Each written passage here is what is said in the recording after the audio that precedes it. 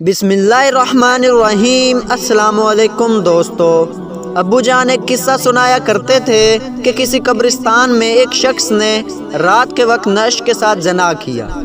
बादशाह वक्त एक नेक सिफ्त शख्स था।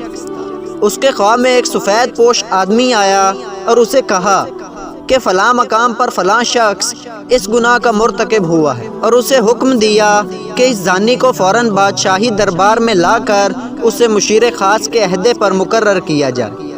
बादशाह ने वजह जाननी चाहिए तो फ़ौरन ख्वाब टूट गया। वो सोच में पड़ गया। बहरहाल सिपाही रवाना हुए और जाए वक़ूआ पर पहुँचे। वो शख्स वहीं मौजूद था। सिपाहियों को देखकर वो बुखला गया और उसे यकीन हो गया कि उसकी मौत का वक्त आन पहुंचा है। उसे बादशाह के सामने हाजिर किया गया। बादशाह ने उसे उसका गुनाह सुनाया और कहा, आज से तुम मेरे मुशीर ख़ास हो।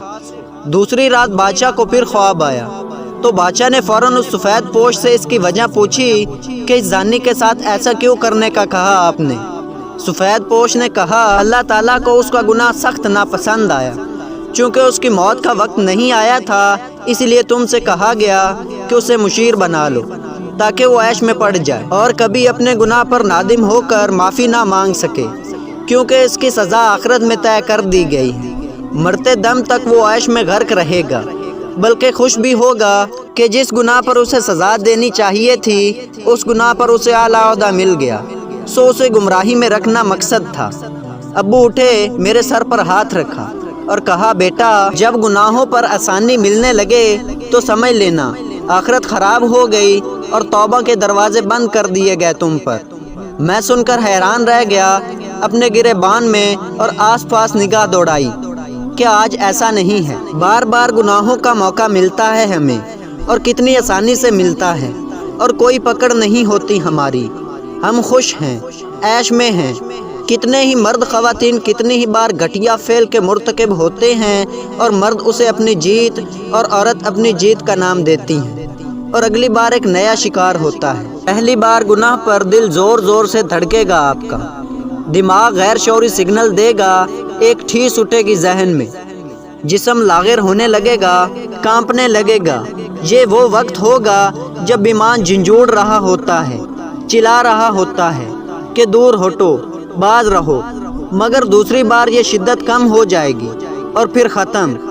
फिर इंसान मस्त रहता है और खुश भी, मगर अफसोस के ऊपर वाला उससे अपना ताल्लुक़ कता कर लेता है।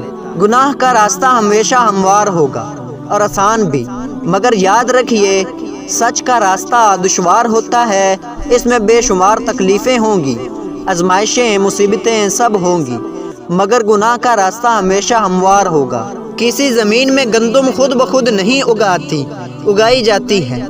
मेहनत की जाती है, ख्याल किया जाता है, हिफाजत की जाती है, तब जाके फल मिलता है।